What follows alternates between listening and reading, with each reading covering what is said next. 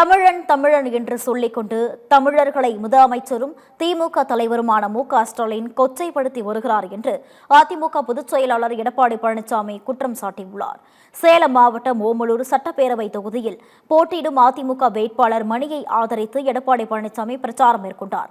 அப்போது ஓமலூர் பேருந்து நிலையம் முன் பேசிய அவர், உலகத்திலேயே மிகப்பெரிய ஊழல் செய்த கட்சி திமுக தான் என்றும், பொய் பேசி மீண்டும் ஆட்சிக்கு வர ஸ்டாலின் துடிக்கிறார் எனவும், இனிமேலும் மக்களை ஏமாற்ற முடியாது எனவும் கூறினார்.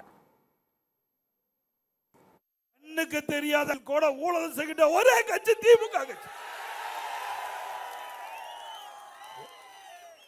அணைக்கற்ற 1,74,000 கோடி. எத்தனை லட்சம் கோடி? 1,74,000 கோடி அணைக்கற்றை இணைங்க. அதுல லஞ்சம் பெற்று தமிழ்நாட்டுக்காரன் டெல்லிக்கு போக முடியல. இவ ஊழல் செஞ்சது அவிய. நாம வேட்டிக்கிட்டு போனா நம்மள ஒரு மாதிரியா பாக்குறான்.